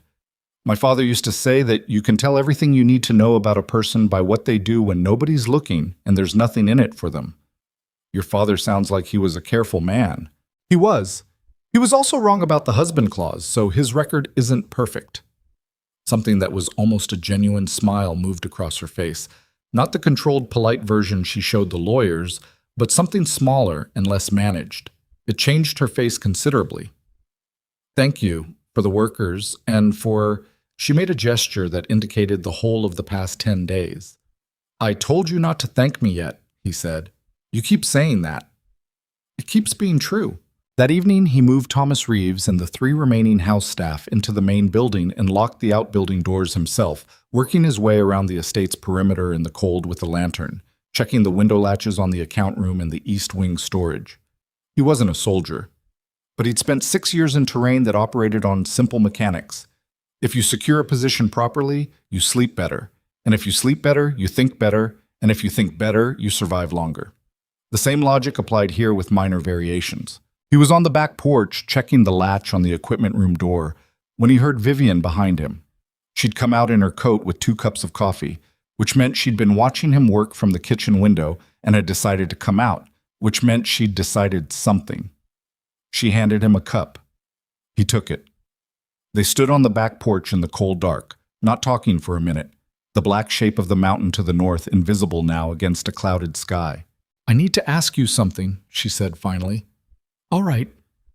When this is over, when the court rules and the accounts are freed and Crow is dealt with, what do you actually want? She said it plainly, the way she said most things. Not what the contract says. What do you want? He drank his coffee and thought about it honestly, which took a moment because it was the kind of question he'd stopped asking himself 6 years ago for reasons he hadn't fully articulated even to himself. I don't know yet, he said. Which was true. She accepted that. That's more honest than most answers I've gotten from people. What do you want? He asked. He didn't often ask questions like that. He wasn't sure why he asked it now. She looked at the dark shape where the mountain should be. I want to run this estate without looking over my shoulder every morning, wondering who Crows sent. A pause. I want Reeves to stop having that expression he gets when the mail arrives. Another pause, longer. I want to take my coffee outside in the morning without calculating what's gone wrong since yesterday. That's a low bar, he said. It's the bar I have right now. She turned and looked at him. What made you leave? 6 years ago, before the mountain. He hadn't talked about it. He hadn't planned to talk about it. But she'd asked it plainly, without the social lubrication of pretending she wasn't asking something personal, and that plainness was harder to deflect than a softer approach would have been. There was a man I trusted, he said. Business partner. We had a timber contract on the Delmore River. Nothing like this operation, but enough to build on. He'd been my friend since we were 20. He stopped, started again. He sold the contract to a buyer who'd offered more money and signed my name on the transfer documents. By the time I found out, the deal was done, and he was gone, and I had nothing except a lawsuit I couldn't afford to pursue. Vivian was quiet. I got maybe 40 cents on the dollar from the liquidation, he said. After that, I didn't particularly want to be around people who made business arrangements. He said it without self-pity, just as the sequence of events it had been. The mountain made more sense.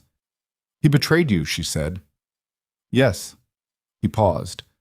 I trusted him completely, which was my mistake as much as his crime. She turned to look at him, and in the darkness he could see her face clearly enough. That direct, unsentimental attention she gave to things she was taking seriously.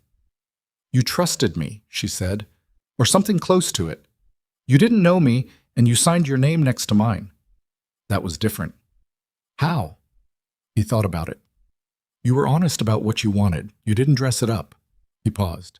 And you unsaddled your own horse before you came inside. She stared at him for a moment. Then she laughed. A real one, short and slightly surprised. The laugh of a person who hadn't expected to laugh that particular day. It was the first time he'd heard her laugh, and it was nothing like what he'd have predicted. Lower than her speaking voice. Unguarded. "That's an unusual basis for trust," she said. "It worked," he said. She looked at him for another moment, and something in the set of her face was different now from every version of it he'd seen in the past 10 days. Not the controlled public face, not the careful strategic thinker, not the woman holding herself together through sustained pressure. Something quieter. Something that had stopped calculating for a minute.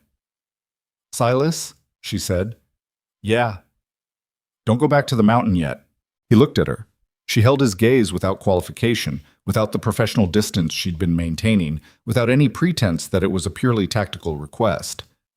"I'm not going anywhere tonight," he said. She nodded once and went back inside. He stood on the porch a while longer with his coffee going cold, looking at the dark where the mountain was. 6 years up there had taught him a great many things about solitude. How to maintain it, how to inhabit it, how to make it feel like a choice rather than a sentence. It had not taught him what he was supposed to do with the feeling he was currently having, which was the feeling of a man who has spent years building walls and has just noticed that one of them has a door in it that he put there himself and never opened. He went inside. At 2 in the morning, the east gate alarm, a simple wire and bell system Reeves had rigged years ago for livestock security, went off. Silas was awake before the 3rd ring. He was dressed and moving before the 4th. He took the rifle from the rack beside the barn room door and went out into the cold dark at a pace that was fast but not running, because running in the dark on uncertain ground was how people broke ankles and made noise. There were 4 of them coming across the east pasture. He could see the lanterns, 2 of them, swinging with the motion of men who were moving purposefully but not trying to be quiet, which told him they either hadn't expected the alarm or didn't care about it, which meant they decided that intimidation was the point, not stealth. He cut across the yard and came around the north side of the main house and took a position on the high ground of the porch, where he had a clear sight line across the east pasture and the stone railing of the porch as cover. By the time the 4 men reached the gate between the pasture and the house yard, he was already there. "Stop," he said. Not loud, but it carried. They stopped. The lantern swung. "This is private property," he said. "You're not welcome on it." One of them, the heaviest one, the one he recognized from the mill yard, held his lantern up in Silas's direction. "Boone," he said, "we're not here for you. We have business with Mrs. Boone." "She doesn't have business with you at 2 in the morning. That's not your decision. It is tonight." Silas let the silence run for a moment. "I want you to think carefully about what you're considering. You came here to frighten someone. What's behind me is not just one woman. There are 4 people in that house and 20 more within earshot who work on this estate. You came with lanterns, which means everyone between here and the road can see you've been here." Another beat. "And I have a rifle." The heavy man said nothing. "Victor Crow sent you," Silas said. "Victor Crow is currently in a territorial court proceeding that he is losing. If something happens on this property tonight, it becomes part of that proceeding. Every judge in the capital gets to hear about it." He paused. "Go back and tell him that." The 4 men stood in the pasture for a long moment. Their lanterns made small orange circles in the dark. The cold worked at everything equally. Silas's hands on the rifle, the fence posts, the breath of the men standing in the pasture. Then the heavy man turned and walked back the way he'd come, and the others followed, and the orange circles of the lanterns moved back across the pasture and disappeared through the east gate into the road dark. Silas stayed on the porch for 20 minutes after they were gone. When he finally turned to go back inside, Vivian was standing in the doorway. She'd come down at some point during it, he wasn't sure when, and had been there long enough that the cold had put color in her face. She was holding her coat closed at the front and looking at him with an expression he hadn't seen on her before. Not fear. She'd moved past fear several days ago. Something steadier than that. "They're gone," he said. "I heard." She was quiet for a moment. "What did you say to them?" "The truth." She looked at him for a long moment. Then she said, "Come inside. It's cold." He went inside. The house was quiet. Reeves had apparently heard the alarm and stationed himself in the entrance hall with a shotgun that he'd had the presence of mind to load and the wisdom not to use. The man's expression when he saw Silas come back through the door with Vivian behind him was the expression of someone releasing a breath they'd been holding for 20 minutes. "All clear," Silas said. Reeves nodded. Set the shotgun carefully against the wall. "I'll check the perimeter at first light." "I'll go with you," Silas said. Reeves nodded again and disappeared upstairs. The entrance hall was quiet. The stone floor reflected the low light of the single lamp left burning. Vivian stood near the foot of the stairs and looked at Silas with the particular attention she gave to things she was forming a final judgment about. "Crow's running out of moves," she said. "Almost," he said. "Not quite." "What's left?" "The court. Holt's going to rule on the appellate filing next week. That's the last move that matters." He paused. "If Morrison and Webb have Dyer's statement by then, and if the capital judges are the kind who care about their own records—" "They care," she said. "I've been told Morrison argued before them twice and won both times on evidence that was thinner than what we have now." "Then that's the move," he said. "Everything else is noise." She nodded slowly. "When it's over," she said, and stopped. "When it's over," he repeated. She looked at the stairs, then back at him. "We should sleep," she said. "Tomorrow's going to be another long day." "Yes," he said. She went upstairs. He stayed in the entrance hall for a moment, listening to the house settle around him. The creak of old timber, the push of wind at the windows, the small sounds of a building that had been standing for 30 years and intended to keep standing. It was not his house. He had no claim on any part of it and had never pretended otherwise. But he stood in it for a quiet moment in the low lamplight and felt, for the first time in a long time, that he was somewhere he'd chosen to be rather than somewhere he'd retreated to. That was not a small thing. He turned off the lamp and went back to the cold room off the equipment barn and slept better than he had in 10 days. Dyer's statement arrived on a Thursday. Clara Briggs brought it in person from the telegraph office, walking fast enough that her breath made clouds in the cold morning air, and handed it directly to Morrison without stopping to take off her coat. Morrison read it standing up, then sat down, then read it again.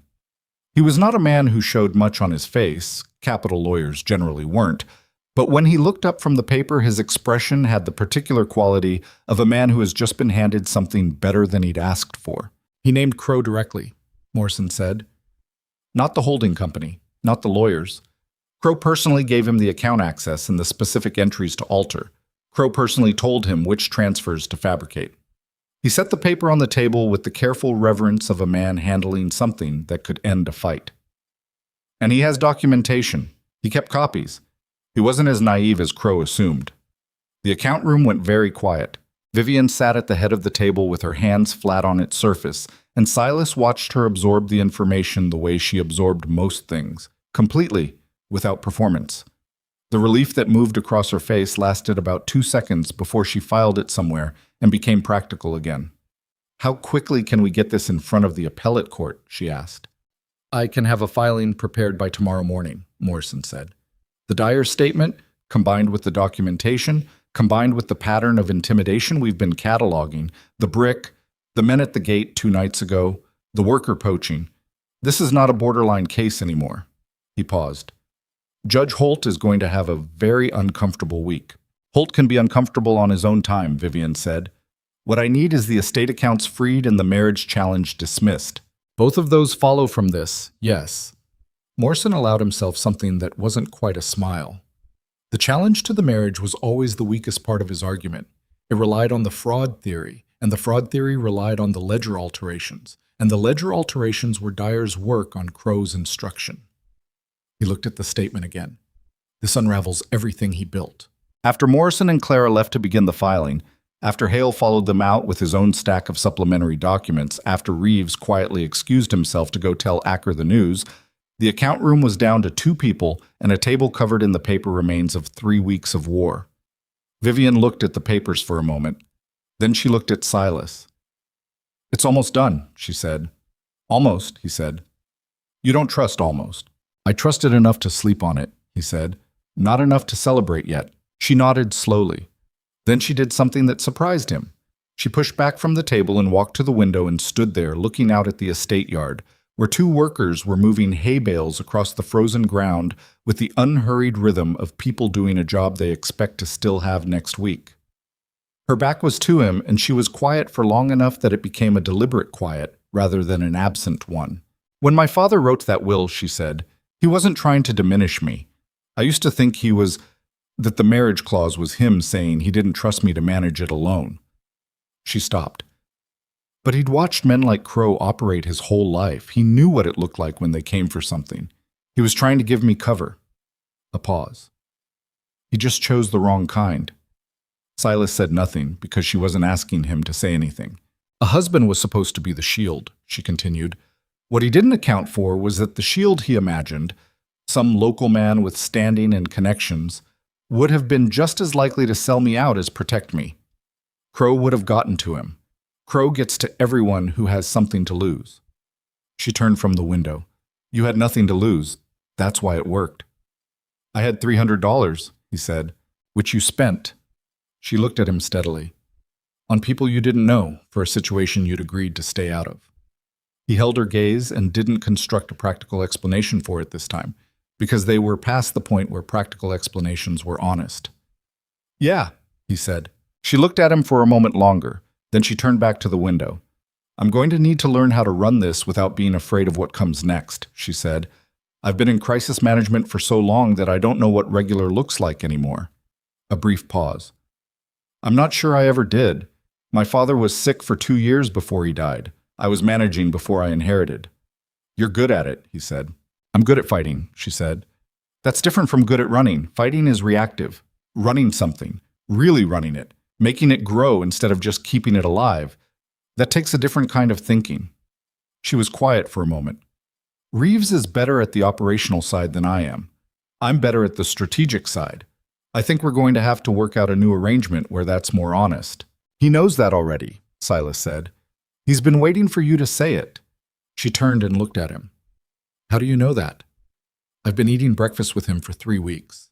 He talks about the estate the way a man talks about something he loves, that he's been trying to protect on behalf of someone who wasn't quite looking at it the right way. He paused. Not a criticism. He worries about you. That comes through. Something moved across her face at that. Not sentiment exactly. Something more complicated. The expression of a person who has been so focused on a problem that they temporarily stopped noticing the people around them and has just been reminded. I owe him a better conversation than I've been having with him, she said. Probably, Silas agreed. She looked at him for a long moment with that direct particular attention of hers, and then asked the question that had been in the room for several days without being spoken. What are you going to do? He'd been thinking about it, not obsessively. He wasn't built for obsessive thinking about his own future, but steadily, the way he thought about anything that required an honest answer. The cabin was still there. The trap lines needed resetting for spring. Dutch had been stabled at the estate for 3 weeks and was probably developing opinions about the quality of the hay. The mountain had been his life for 6 years, and it was a life that fit him in the way that lives fit people when they've been custom built through specific grief. But something had shifted. Not dramatically. Not in the way that made for a good story told quickly. Slowly, the way things shifted in the wilderness when the season changed, and you didn't notice until one morning the light was different and the birds were different, and you realized the transition had happened while you were looking at something else. I don't know yet, he said, which was still true, but was a different kind of true than when he'd said it before. Before it had been an evasion. Now it was a genuine open question. She nodded once. All right, she said, and left it there, which was the thing about her that he'd come to rely on without meaning to. She never pushed past the honest answer into the comfortable one. The appellate ruling came 6 days later. It came on a Monday morning, delivered by territorial courier to Morrison's temporary office in the Black Ridge Hotel, and Morrison brought it to the estate himself rather than sending it by messenger, which told Silas something about its contents before a word was read. The 3-judge appellate panel had reviewed the Dyer statement, the supporting documentation, and Morrison's filing in full. They had also apparently taken note of the pattern of coercive conduct that Morrison had documented, the bank pressure, the worker poaching, the nighttime visit to the estate, and had found it relevant to the character of the proceedings. Their ruling was 11 pages. Morrison summarized it in 3 sentences for the people standing in the entrance hall. The marriage challenge was dismissed with prejudice, meaning Crow could not refile it. The receivership petition was voided. The estate's accounts were to be released in full within 48 hours. And Judge Holt had been formally referred to the Territorial Ethics Commission. Acker heard about it from Reeves before noon and told the mill workers at the lunch break, and by mid-afternoon the estate yard had the quiet, celebratory atmosphere of people who are too tired and too practical to make a large show of relief, but who are smiling at each other in the way they hadn't been smiling for 3 weeks. 2 of the workers who had left for Crow's eastern operation sent word through a neighbor asking if there was work available. Reeves, characteristically, said he'd think about it and let them know. Victor Crow left Black Ridge on the Tuesday stage. No announcement, no statement through lawyers, just gone. His hotel room cleared, his people gone with him, the brief oppressive presence of his money and intention withdrawing from the valley, the way bad weather withdrew, leaving the air cleaner and the light different, and the particular lightness that comes from a pressure ending. He didn't go quietly in any dignified sense. There were creditors he left unsatisfied in Black Ridge, and rumors from the capital that the Dyer testimony had attracted the attention of people beyond the Territorial Ethics Commission. But he left, which was what mattered. Some men never stop entirely. They just move their operations somewhere else and start again with different names. Silas knew that. Vivian knew it too. But his hold on this particular valley, on these particular people, was broken. And that was not a small thing. That was the thing they'd spent 3 weeks and most of Vivian's reserve account fighting for. On Wednesday evening, Vivian found Silas in the equipment barn doing what he'd been doing most evenings. The kind of maintenance work that accumulates when a man has been away from his tools for 3 weeks. He had 2 of his trap mechanisms disassembled on the workbench and was replacing a worn spring on one of them with the patient focus of someone who finds small mechanical problems restful. She stood in the barn doorway for a moment, and he heard her but kept working because she'd come for a reason and would get to it when she was ready. "The accounts are fully released," she said. "The bank manager sent a personal apology this afternoon, which I did not accept, but I acknowledged receiving." She came inside out of the cold and stood near the workbench. "Reeves and I had the conversation you said we needed to have. It went well. He cried a little, which surprised me." "Doesn't surprise me," Silas said. "He's been carrying this place for 2 years while I was grieving and then fighting." She was quiet for a moment. "I should have seen it sooner." "You saw it now," he said. She looked at the trap mechanism on the workbench. "Does that take long to fix?" 20 minutes if the replacement spring is the right size." He held up the spring he'd selected from a small tin. "This one's close. Might need adjustment." She was quiet for a moment, watching his hands work, which was something she did. Watched the way people did things, not just what they did. He'd noticed it early on. "I had Hale draw up the dissolution papers," she said. His hands didn't stop. "All right. They're straightforward. No asset claims, no contested property, exactly what we agreed." She paused. "You just have to sign them." "When you're ready to file them," he said. She was quiet in a way that had weight to it. "Vivian," he said. "I'm not filing them," she said. "Not yet." He set down the spring and looked at her. She was standing with her arms crossed at her chest, not defensively, but in the way she stood when she was being careful with something she was about to say. The barn light, a single oil lamp on a hook above the workbench, lit the right side of her face and left the rest in shadow.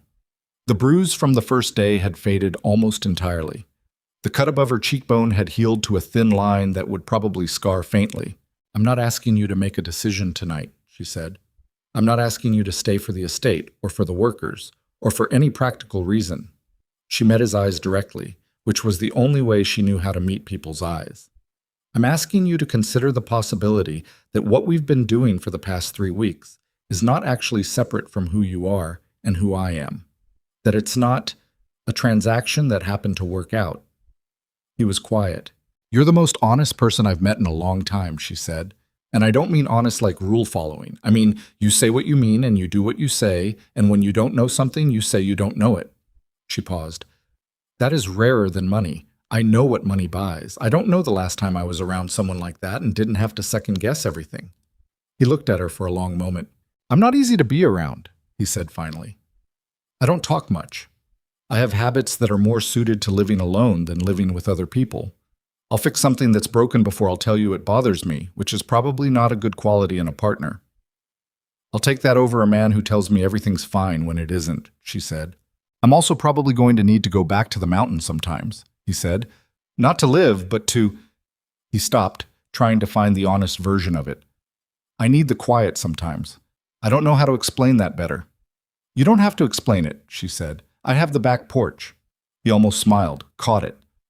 I spent 6 years making sure I didn't need anything from anyone, he said. I'm not entirely sure I know how to stop doing that. I spent 6 years making sure I appeared not to need anything from anyone, she said. We can figure out the difference. The barn was quiet around them. Outside, the wind had picked up. A mild sound.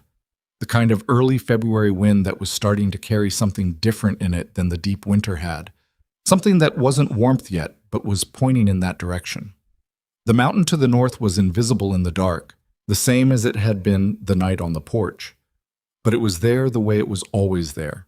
Not threatening, not distant, just present. There's a contract, he said. I know. Legal document, signed. I know that too. She looked at him steadily. A contract is just words on paper. It does what the people who signed it decide it does. She paused. We could decide it means something different than it was written to mean. He thought about the registry in Reverend Cass's church, his flat, careful print next to her sharp, forward-leaning letters, 2 signatures that had gone together into a page of an old leather-bound book and become a legal fact, and then, somewhere in the weeks since, something that didn't quite fit the category of legal fact anymore. He thought about Harlan Pruitt and the Larkin spread and the labor camps on the Eastern Railroad and the 60 families who had been the practical reason he'd made a decision. He thought about Dutch, who needed new shoes.